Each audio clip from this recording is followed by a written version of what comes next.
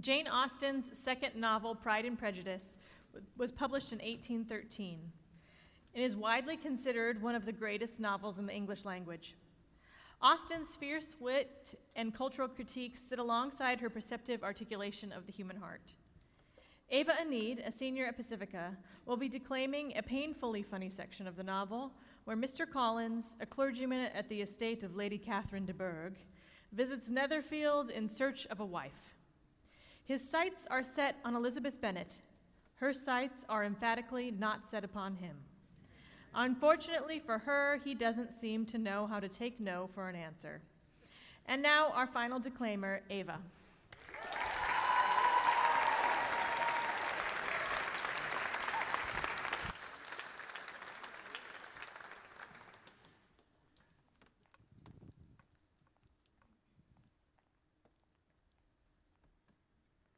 The next day opened a new scene at Longbourn. Mr. Collins made his declaration in form. Having resolved to do it without loss of time, as his leave of absence extended only to the following Saturday, and having no feelings of diffidence to make it at all distressing to himself, he went about it in a very orderly manner, with all the observances he supposed a regular part of the business. Upon finding Mrs. Bennet, Elizabeth, and one of the younger girls together soon after breakfast, he addressed the mother in these words. May I hope, dear madam, for your interest with your fair daughter Elizabeth, when I solicit for the honor of a private audience with her in the course of this morning. Now, before Elizabeth had time for anything but a blush of surprise, Mrs. Bennet instantly answered, Oh dear, yes, certainly. I am sure Lizzie will be very happy. I am sure she can have no objections. Come, Kitty, I want you upstairs. And suddenly, as she was hastening away, gathering her stuff, Elizabeth cried out, Dear Mom, please do not go. I beg you will not go. Mr. Collins must excuse me. He can have nothing to say to me that anybody need not hear. I am staying myself. And, well, Elizabeth's mother quickly replied, No, nonsense, Lizzie. I desire you will stay where you are. And on Elizabeth's seeming, with vexed and embarrassed looks about to escape, she instantly added, Lizzie, I insist upon your staying and hearing Mr. Collins.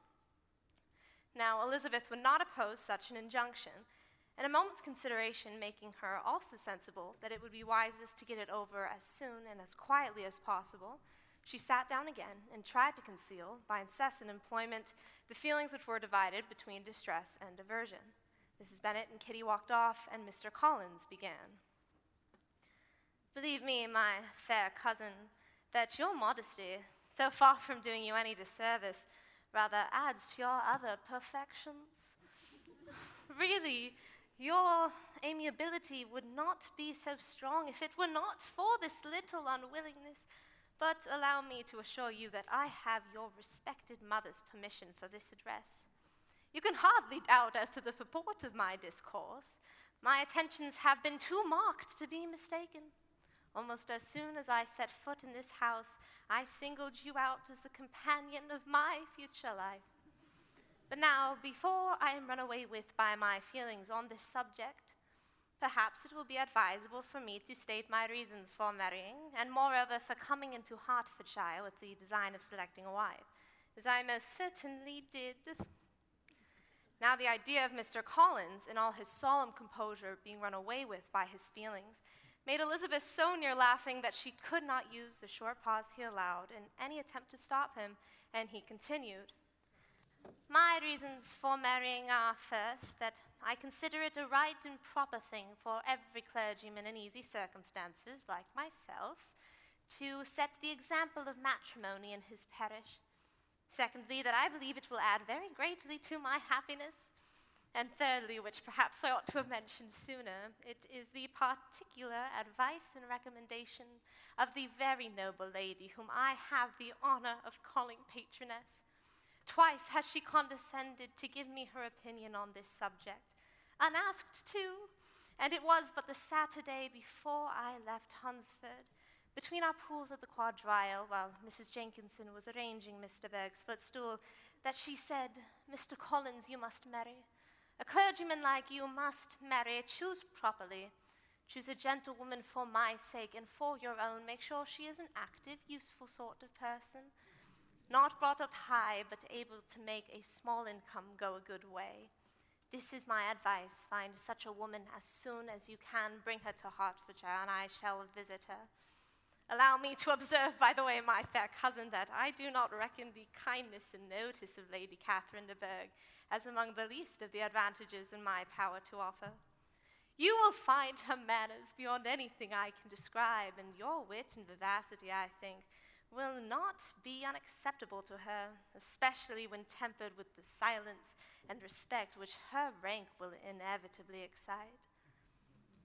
Thus much for my general intention in favor of matrimony. It remains to be told why my views were directed to Longbourn instead of my own neighborhood, where I can assure you there are many amiable young women.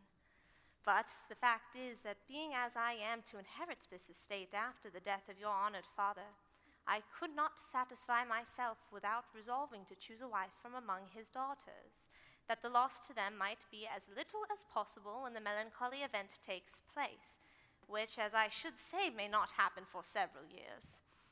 This has been my general motive, and I flatter myself that it will not sink me in your esteem. And now nothing remains but for me to assure you in the most animated language of the violence of my affections. To fortune I am perfectly indifferent, and shall make no such demand of your father's. I am well aware it could not be complied with, and that 1,000 pounds and the 4% may be all that you ever inherit, and you may not receive that till after the death of your honored mother. To this end, therefore, I shall be uniformly silent, and you may assure yourself that no ungenerous reproach shall ever pass my lips once we are married. It was absolutely necessary to stop him now. You are too hasty, sir, she cried. You forget that I have made no answer.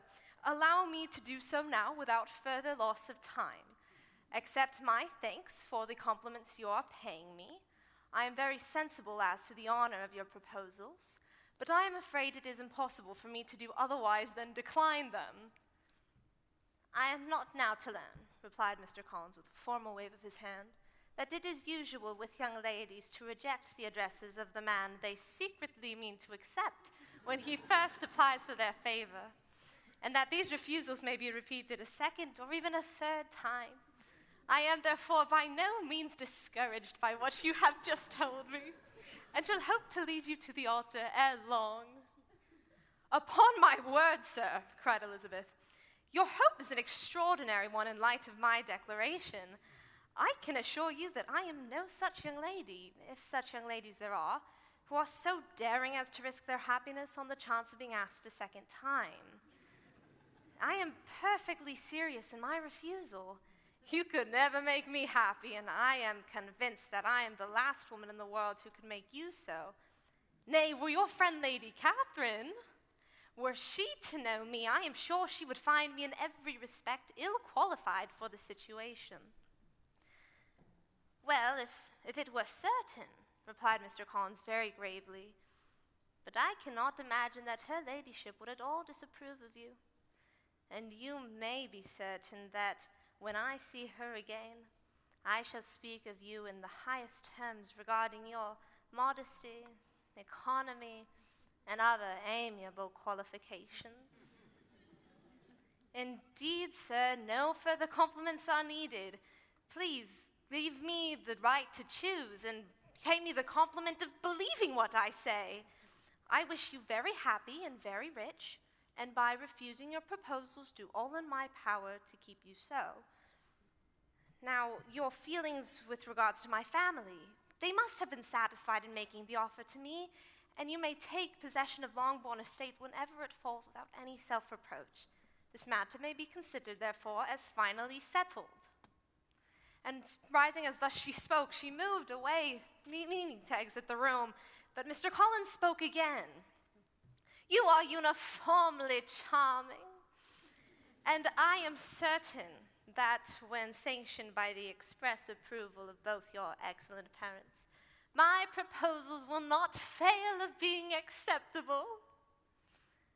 To such perseverance and willful self-deceit, Elizabeth would make no reply, and immediately and in silence withdrew, determined that if he persisted in taking her repeated refusals as flattering encouragement to apply to her father, whose negative might be uttered in such a manner as must be decisive, and whose behavior, at the very least, could not be mistaken for the affectation and coquetry of an elegant female.